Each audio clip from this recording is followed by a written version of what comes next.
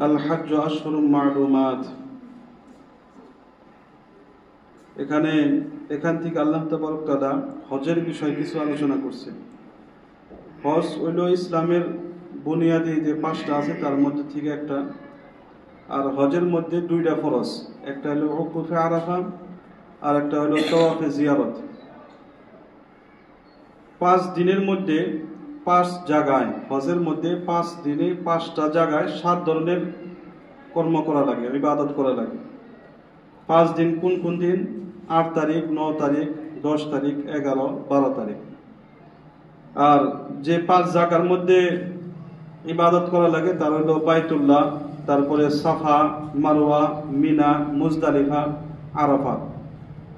আর যে 7টা ইবাদত করা লাগে সেগুলো হলো 1 নম্বর হলো ইহরাম বাঁধা লাগে, তাওয়াফ করা লাগে, সাই করা লাগে, উকুফ করা লাগে, রমি, কুরবানি, হজ ইয়া কসর। ইহরাম মানে তো যে আমরা জানি, তাওয়াফ মানে তাওয়াফ করা, সাই মানে হলো সাফা মারওয়ার যে সাই করে সেটা, উকুফ মানে আরাফার মধ্যে কিছু সময়ের জন্য যাওয়া, রমি মানে শয়তান ঢেলা নিজের কই আমরা, কুরবানি মানে তো কুরবানি করা, হলক ইয়া কসর যে হজ করার শেষে ইয়া তো টাকলাও লাগে নাইবা চুলকে ছোটো করা লাগে। তারপরে আল্লাহ তাআলা যারা মুরতাদ হয়, ইসলাম কবুল করার পরে যারা মুরতাদ হয় তাকে শাস্তির কথা বলছে আর কি। وَمَن يَرْتَدِدْ مِنكُمْ عَنْ دِينِهِ فَيَمُتْ وَهُوَ كَافِرٌ فَأُولَٰئِكَ حَبِطَتْ أَعْمَالُهُمْ فِي الدُّنْيَا وَالْآخِرَةِ وَأُولَٰئِكَ أَصْحَابُ النَّارِ هُمْ فِيهَا خَالِدُونَ। যারা মুমিন হওয়ার পরে আবার ঈমান ছেড়ে মুরতাদ হয়, তারা যদি বোঝানোর পরেও আবার ইসলাম না আনে তাহলে যা কিছু ইসলামে থাকা অবস্থায় আমল করছিল সব শেষ হয়ে যাবে এবং তারা চিরস্থায়ী জাহান্নামী হবে এবং তাদেরকে কতল করা ওয়াজিব হবে। কিন্তু কতল করাটা ওয়াজিব কার জন্য? যদি ইসলামী হুকুমত থাকে তাহলে সে করবে, সবাই করতে পারবে না। তারপরে আসে ওয়াসআলুনাকা আনিল মাহিদ কুল হুয়া আদান ফা'তাজিলুন নিসাআ ফিল মাহিদ। এখানে একটা মাসালা আর কি, যে রাসূল আকরাম সাল্লাল্লাহু আলাইহি সাল্লামকে আল্লাহ তাআলা বলছেন যে তোমাকে লোক জিজ্ঞাসা করে আপনাকে, যারা হায়েজ যুক্ত মহিলা তাদের কথা, অর্থাৎ হায়েজ মানে মাহওয়ারি যেটাকে বলি, প্রত্যেক মাসে মাসে যে অসুস্থ হয় ওই টাইমে তার সাথে সহবাস মিলন করা যাবে কিনা নাই। তো এখানে 2টা মাসলা আমরা জানতে পারি যে মেয়ে মানুষের সাধারণত 2 ধরনের রক্ত আসে, একটা হলো মাহওয়া হিসাবে, মাস হিসাবে, আর একটা হলো সন্তান জন্ম হওয়ার পরে। তো দুটো অবস্থায় স্ত্রীর সাথে সহবাস করা এটা হারাম, ওই সময় তার সাথে মিলন করা যাবে না। তারপরে আয়াতে বলা হয়েছে আত-তালাকু মাররাতান ফাইমসাকুম বিমা'রুফিন আও তাসরিহুম বিইহসান, যে তালাকের বিষয়ে এখানে একটা কথা বলা হয়েছে যে তালাক যদি কেউই দেয়, এক জায়গায় দাঁড়ায় কইলো যে তালাক দিলাম তালাক দিলাম তালাক দিলাম, 3টা যদি একসাথে দেয় তাও 3 তালাকই হবো, আর যদি কয় যে তোরে 3 তালাক দিলাম তাও হে 3 তালাকই হবো। এরকম না যে যদি বলে তোরে 3 তালাক দিলাম 1 তালাক হইলো, নাইবা তালাক দিলাম তালাক দিলাম তালাক দিলাম একখানে খাড়াই খেলে যদি 3 বার কয় একটা তালাক হবো, এরকম না, 3টা কইছে মানে 3টাই হবো আর কি, এই কথা বলা হয়েছে। তারপরে কার বয়ান হলো ওয়াল ওয়ালিদাতু ইরদি'না আওলাদাহুন্না হাওলাইনি কামিলাইনি লিমান আরাদা আন ইউতিম্মা রাদা'a। এখানে বলা হয়েছে যে সন্তানকে কতখানি দুধ পান করাইতে হয়। তো এখানে বলা হয়েছে যে মাই বাপ যদি চায় তাহলে 2 বছর, সম্পূর্ণ 2 বছর একজন সন্তানকে দুধ পান করানো জায়েজ আছে, অর্থাৎ পান করাইতে পারে 2 বছর।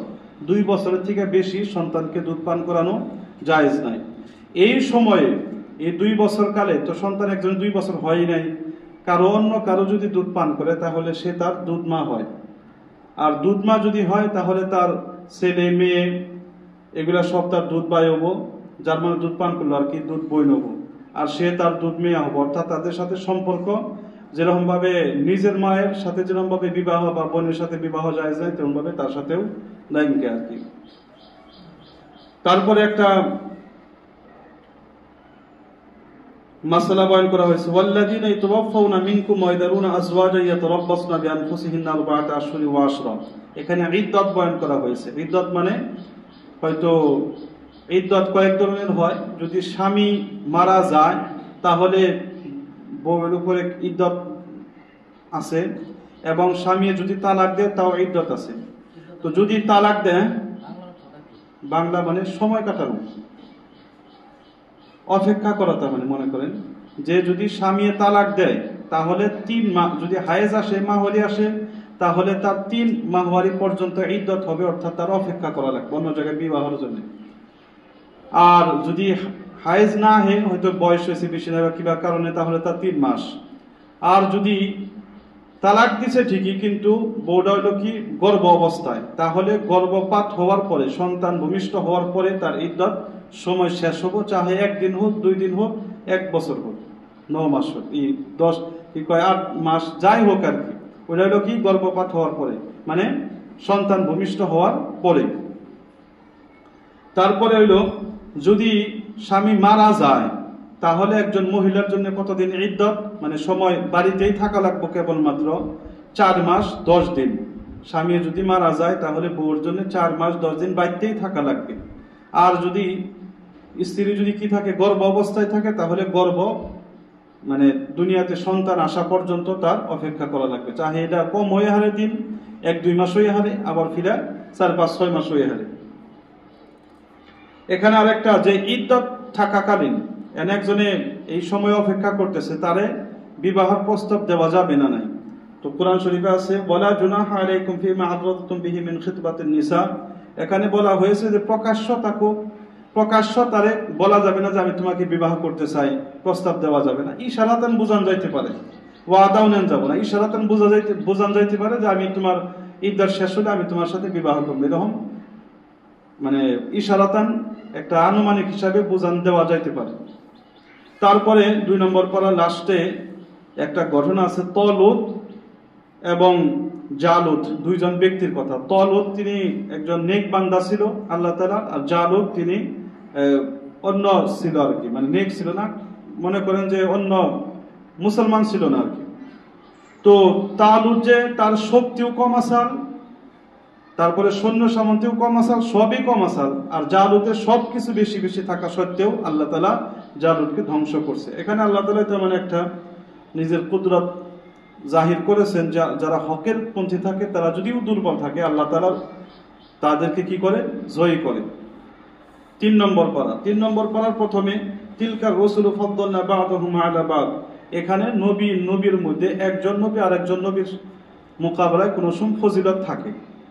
তার মানে সমস্ত উম্মতের চাইতে, যত নবী বাদ দিয়ে অন্য যত মানুষ আছে সবার চাইতে তো নবীরা শ্রেষ্ঠ, এর মধ্যে সন্দেহ নাই। কিন্তু এক নবী আরেক নবীর মধ্যেও এরকম একজনের শ্রেষ্ঠ একজনের কম শ্রেষ্ঠ এরা আছে। তারপরে এই পারার মধ্যে 3 নম্বর পারার ফার্স্টেই আয়াতুল কুরসি আছে, আমরা সবাই তার ফজিলত জানি, সেটা মুখস্থ করে আমরা আমলের চেষ্টা করা উচিত। তারপরে আছে আলাম তারা ইলাল্লাযী হাজ্জা ইব্রাহিমা ফি রাব্বিহি আন আতাহুল্লাহুল মুলক। এখানে ইব্রাহিম আলাইহিস সালাম নমরুদের সাথে মুনাজারা করছিল, বহস করছিল, সেই কথা উল্লেখ করা আছে। তার মানে নমরুদ কি করছে, নিজেরে আর কইছে যে আমি খোদা, কোথেকে আমারে তোমরা সিজদা করো, আমি ইচ্ছা করলে মানুষ মারতে পারি, জিন্দা করতে পারি। তো ইব্রাহিম আলাইহিস সালাম বলছে ঠিক আছে, তুমি যদি মারতেই পারো, জিন্দাই যদি করতে পারো। উদাহরণে দেখাই দিল, জেলের থেকে একজন মানুষ 2 জনের নিয়ে আইলো, একজনের কতল করলো, আরেকজনের ছাইড়া দিল, কই দেখা হয় যে একজনের বাঁচাই দিলাম আর একজনের মাইরা হাত দিলাম। ইব্রাহিম আলাইহিস সালাম কইছে দিলে কাম করেন, জীবন বলে তো সূর্য পূব থেকে উঠলো, আপনি পশ্চিম দিকে উঠাই, যদি খুদাই যদি আসলে ফাবহিতাল্লাযী কাফার, তখন কে আর তার জবাব নাই, কে ওই কথা এখানে উল্লেখ করা হয়েছে। তারপরে উযাইর আলাইহিস সালাম, উযাইর একজন নবী ছিলেন, তিনি হয়তো একটা জায়গাতে যাওয়ার সময় দেখলো যে বস্তির মধ্যে সব ময়রা একবারে ধ্বংস হয়ে গেছে, কিচ্ছু নাই। তার মনে মনে একটা প্রশ্ন যে আল্লাহ অবশ্যই জিন্দা করবো সবে, এটা তো বিশ্বাস হয়, কিন্তু একটু নমুনা দেখা হলে। তো আল্লাহ তাআলা তার কি করলেন, এক জায়গায় তিনি অপেক্ষায় শুইলেন, ওই হওয়া অবস্থায় 100 বছর পার করছেন। 100 বছর পার করার পরে আল্লাহ তাআলা আবার তাকে জীবিত কইরা দেখাই দিছে যে আমি এতদিন পরে তোমাকে জীবিত, মানে প্র্যাকটিক্যালি আল্লাহ তাআলা দেখাই দিছে। তারপরে বলা হয়েছে মাসালুল লাযীনা ইউনফিকুনা আমওয়ালাহুম ফি সাবিলিল্লাহি কামাসালি হাববাতিন আনবাতাত সাবআ সানাবিল। এখানে আল্লাহ তাআলার রাস্তায় খরচ করার ফজিলতের কথা বলা হয়েছে, যে কেউই যদি আল্লাহর রাস্তায় দান করে, তার একটা উদাহরণ দেওয়া হয়েছে। মনে করেন যে একজন একটা বীজ রোপণ করলো, তার থেকে একটা গাছ হইল, আর গাছের মধ্যে 7টা মনে করেন ডাল হলো, আর প্রত্যেকটা ডালের মধ্যে 100টা করে ফল হইলো মনে করেন, তাহলে 700টা হবে। তো এরকম ভাবে উদাহরণ দিয়ে বোঝাইছে যে আল্লাহ তাআলা 1 টাকা দান করলে তার পরিবর্তে সেটাকে 70 গুণ বাড়ায় দেয়, সেই কথা বলা হয়েছে। তারপরে আয়াতে ওয়াহাল্লাল্লাহুল বাই'a ওয়া হাররামার রিবা, সুদ যে হারাম সেই কথা বলা হয়েছে, যে আল্লাহ তাআলা সুদকে হারাম করেছে এবং ব্যবসাকে জায়েজ করেছে। ফাইল্লাম তাফআলু ফা'দানু বিহারবিন মিনাল্লাহি ওয়া রাসূলি, কোন একজন ব্যক্তি যদি তারপরেও সুদ খায় তাহলে তার আল্লাহ তাআলা তার সাথে যুদ্ধ ঘোষণা করেছে, যে তুমি যদি সুদ খাওয়া ছাইরা না দিতে পারো তাহলে আমার আর তোমার সাথে যুদ্ধ ঘোষণা। আর একজনের সাথে আরেকজনের যুদ্ধ ঘোষণা হলে কি করে, যে সবেই চেষ্টা করে বিপরীত পক্ষের সবচাইতে গুরুত্বপূর্ণ বস্তুটারে কি করবার চাই, ধ্বংস করবার চাই। তো একজন মানুষের মধ্যে সবচাইতে গুরুত্বপূর্ণ বস্তু হলো ঈমান। তো একজন ব্যক্তি যদি সুদ খায় আর জায়েজ মনে করে খাইলে তো সে বেঈমান হয়ে গেল গা, আর না জায়েজ মনে করেও যদি খায় তো হারামের উপরে লম্বা সময় লিপ্ত থাকার জন্য ডর আছে যে মৃত্যুর আগে তার ঈমান থাকবো না। গতিকে আমাদের সুদ থেকে পরহেজ করা উচিত। আর একটা তো আমরা জানি যে কিছু সুদ খাইলে 1 টাকাও খাইলে বাদা নিজের মায়ের সাথে 70 বার বদফেলি করার সমতুল্য গুনাহ আর কি। আল্লাহ তাআলা আমাদের সবাইকে হেফাজত করুন। তারপরে একটা কথা আল্লাহ তাআলা ইয়া আইয়ুহাল্লাযীনা আমানু ইযা তাদায়ানতুম বিদাইনিন ইলা আজালিন মুসাম্মান ফাকতুবু, একটা মুআমালাত মানুষের সাথে ব্যবহার ব্যবসা বাণিজ্যের একটা আদব শিক্ষা দিচ্ছেন, যে তোমরা যদি কারো কাছে টাকা পয়সা জমা দাও না বা কোনো কিছু তুমি জমা রাখো, রেহেন রাখো, কিংবা কোনো চুক্তিপত্র যদি হয় তাহলে মুখে মুখে না, তোমরা লেখা রাখো, সাক্ষীও রাখো, লেখাও রাখো, সাক্ষীও রাখো। তাইতে তোমাদের কি হবো না, মানে সমস্যা হবো না, কি পেরেশানি হবো না বা ঝগড়াও হবো না। এরকম যে পয়সা দিছি 1 লাখ টাকা পরে লেখা রাখি নাই, পরে মনেও নাই, সাক্ষীও নাই। তা আল্লাহ কাছে তোমরা লেখাও রাখো, আবার 2 জন সাক্ষীও রাখো। তারপরে সূরা বাকারা লাস্টের দিক দিয়ে আল্লাহ তাআলা কয়েকটা দোয়া আর কি, রব্বানা লা তুআখিযনা ইন নাসিনা ওয়া আখতানা রব্বানা ওয়া লা তাহমিল আলাইনা ইসরান কামা হামালতাহু আলাল লাযিনা মিন ক্বাবলিনা। এখানে একটা লম্বা আল্লাহ তাআলা দোয়া শিক্ষা দিয়েছেন, আমরা পারলে দোয়া মুখস্থ করি এবং আল্লাহর কাছে বারবার চাই, বহুত গুরুত্বপূর্ণ দোয়া। তারপরে আসে সূরা আল ইমরান। আল মানে হলো আওলাদ, ইমরান মানে তো একজন ব্যক্তির নাম। এখানে এই সূরার মধ্যে বিশেষ করে ইমরান নামক ব্যক্তির সন্তান মানে আওলাদের ঘটনা বিশেষ করে আলোচনা করা হয়েছে, তার জন্য এই সূরার নাম আল ইমরান রাখা হয়েছে। প্রথমে যে হুয়াল্লাযী আনজালা আলাইকাল কিতাব মিনহু আয়াতুম মুহকামাতুন হুন্না উম্মুল কিতাবি ওয়া উখরা মুতাশাবিহাত, তার মানে এখানে তারপরে থেকে তার মানে একটা ঘটনা উল্লেখ করা হয়েছে যে ইহুদিরা ঈসাই নাজরান একটা জায়গা আছে, সেখান থেকে 60 জন ব্যক্তি আসছে রাসূল সাল্লাল্লাহু আলাইহি ওয়াসাল্লামের সাথে বহস করব ইসলামের বিষয় নিয়ে, তো আলোচনা করব। তার মানে এরা কইতো ঈসাইদের তো একটা আকীদা আছে যে হযরত ঈসা আলাইহিস সালাম কি আল্লাহ তাআলার মানে ইলাহ মধ্যে মাবুদ 3 জন, তার মানে অগমতে ঈশ্বর 3 জন, তার মধ্যে একজন হলো কি ঈসা, এই কথা দাবি করত। তারা ইস্তেদলাল করছে কোরআন শরীফের মধ্যে আসছে কালিমাতুল্লাহ রূহুল্লাহ, সেই কথা দিয়ে। তো কথাটা এইভাবে আরম্ভ হয়েছিল। ঈসাইরা তারা কইল যে আমার কাছে বহুত বড় শাইর আছে, অর্থাৎ বহুত বড় কবি আছে। তো আল্লাহ নবী সাল্লাল্লাহু আলাইহি সাল্লাম একজন কবি দাঁড় করাইলেন, হাসান বিন সাবিত রাদিয়াল্লাহু তাআলা আনহুকে, আর তিনাকে খাটাইলেন। তারপরে কইল ঈসাইরা যে আমাকে ভালো বক্তা আছে। তো হুজুর পাক সাল্লাল্লাহু আলাইহি সাল্লাম সাবিত বিন কায়েস রাদিয়াল্লাহু তাআলা আনহুকে দাঁড় করাইলেন, তিনি বক্তব্য দিয়ে ওনাকে ঘাটাইলেন। দলিলের কথা তো হুজুর আকরাম সাল্লাল্লাহু আলাইহি সাল্লাম নিজেই তাদেরকে জবাব দিয়েছেন, আর তাদেরকে মানে বাতিল করে দিয়েছেন, তোমাকে কথা একটাও সঠিক নয়। তারপরে আহলে কিতাব যারা, তারা কি কি করতুত করছে, ইহুদিরা নাসারা, তাই সেই কথা বলা হয়েছে।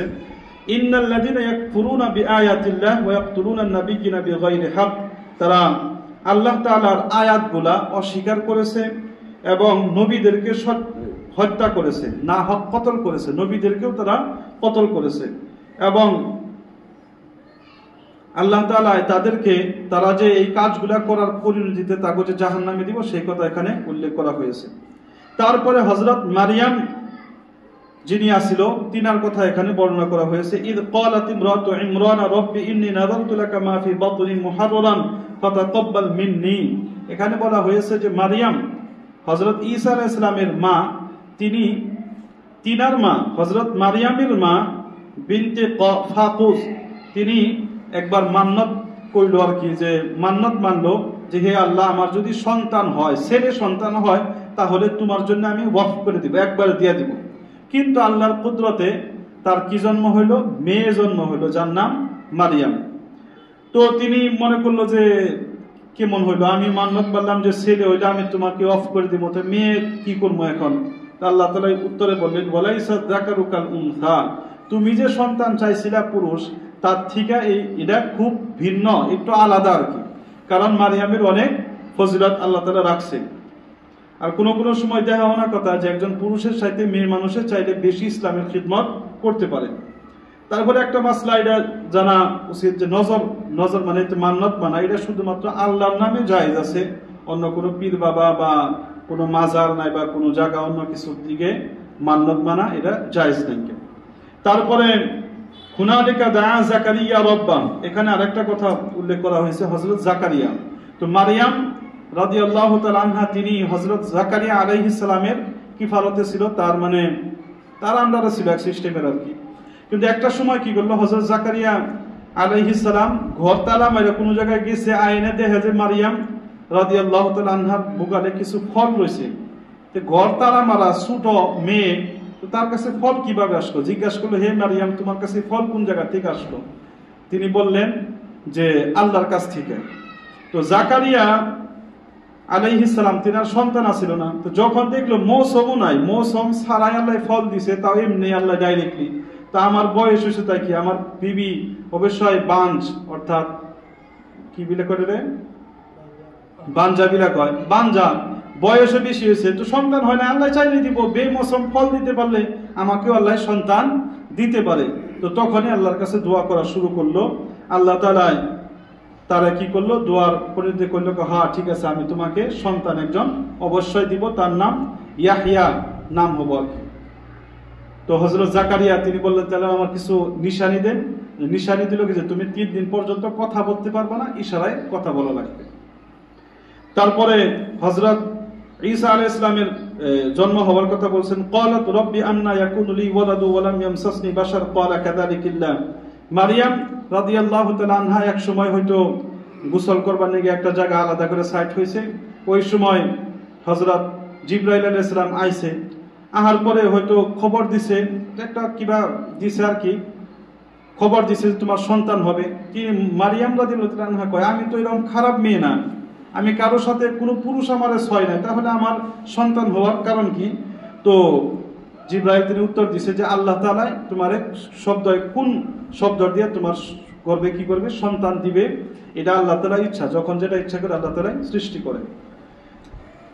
এখানে আল্লাহ তাআলার কুদরত দেখানো হয়েছে আর কি। এখানে 3টা বস্তু, হযরত মারিয়ামের কথা, হযরত যাকারিয়ার কথা, হযরত ঈসা আলাইহিস সালামের জন্ম হওয়ার কথা, এগুলা তিনটাই আসলে যেটা চলিত বস্তু, মানে দুনিয়ার যেটা সিস্টেম তার একটু উল্টা হয়েছে। এখানে আল্লাহ তাআলার কুদরতকে জাহির করা হয়েছে।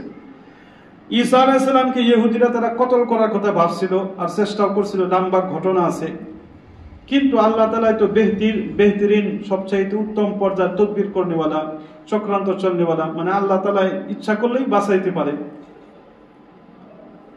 তো আল্লাহ তাআলা হযরত ঈসা আলাইহিস সালামকে বললেন যে আমি তোমাকে এখন উঠাইয়া নিব, তারপরে দুনিয়াতে পাঠাবো, পাঠানোর পরে ওখানে তোমাকে আমি নিজে মৃত্যু দিব, গতিকে এরা ইচ্ছা করলেই তোমারে ছুরি বা ফাঁসি দিতে পারবো না। তো আল্লাহ তাআলা এটা ওয়াদা করলেন। তো আমাদের এটা আহলে সুন্নাত ওয়াল জামাতের আকীদাও এটা যে কিয়ামতের পূর্বে হযরত ঈসা আলাইহিস সালাম দুনিয়াতে আসবে এবং তিনি নবী থাকবে যদিও, কিন্তু হযরত মুহাম্মদ সাল্লাল্লাহু আলাইহি ওয়াসাল্লাম অর্থাৎ আমরা যে শরীয়ত অনুসরণ করি সেই শরীয়ত মোতাবেক তিনার জিন্দেগি চালাবে, বিবাহ করবে, তারপরে এখানেই তার ইন্তেকাল হবে। ওই সময় ইহুদি যারা আছে, ইহুদিরা ওই যে কইছিলাম যে ইহুদিরা তারা বা ঈসাইরা তারা আইছিল, তো আল্লাহ রাসূল আকরাম সাল্লাল্লাহু আলাইহি ওয়াসাল্লামের সাথে মুনাজারা হইল, কিন্তু দেখলো পারলো না। লাস্টে ওরা তো ঘাটেই না, মাইনে নেয় না। তো আল্লাহ নবী সাল্লাল্লাহু আলাইহি সাল্লাম করলো কি মুবাহালা। মুবাহালা মানে তো এক দল আরেক দলের আওলাদের প্রতি বদদোয়া করা আর কি। মুবাহালা মানে যে তোমরা তোমার সন্তানাদিটা হও, আমরাও আমার সন্তানটা, এই প্রত্যেকের সন্তান আওলাদের প্রতি বদদোয়া করি, যে সত্য তারটা সঠিক হবো না, আর যে অসত্য তার সন্তান ধ্বংস হবো। কিন্তু ওরা পরে লাস্ট মুহূর্ত পর্যন্ত রাজি হয় নাই। ফাকুল তাআলাউ নাদউ আবনাআনা ওয়া আবনাআকুম, এই আয়াতের মধ্যে আসছে। লাস্ট পর্যায়ে একটা হলো কি 3 নম্বর পারার ওয়াইদা খাদাল্লাহু মিসাকান নাবিয়্যিন, আল্লাহ তাআলা সমস্ত নবীগণের কাছে এই ওয়াদা নিয়েছে, যদি তোমার কাছে আমার নবী হযরত মুহাম্মদ সাল্লাল্লাহু আলাইহি ওয়াসাল্লাম আসে তোমাদের কাছে, তোমরা থাকা অবস্থায়, তাহলে তোমরা তার কাছে ঈমান আনবা। অর্থাৎ নবীদেরকে বলা হয়েছে তোমরা কি করবা, রাসূল আকরাম সাল্লাল্লাহু আলাইহি ওয়াসাল্লামের প্রতি ঈমান আনবা। এর অর্থ হলো যে সমস্ত নবী কথাটা মেনেও নিছে আর ঈমানও আনে আর কি। সমস্ত নবীরাও ঈমান আনছে রাসূল আকরাম সাল্লাল্লাহু আলাইহি ওয়াসাল্লামের প্রতি। তো এখানে রাসূল আকরাম সাল্লাল্লাহু আলাইহি ওয়াসাল্লামের একটা ফজিলত জাহির হয় যে সমস্ত নবীগণ তারা নবীর প্রতি, আমাগো নবীর প্রতি কি আনছে, ঈমান আনছে। তো এতখানি মোটামুটি 3 নম্বর পারার আলোচনা শেষ। আল্লাহ তাআলা আমাদের সবাইকে কওয়া এবং শোনার থেকে বেশি বেশি আমল করার তৌফিক দান করুন।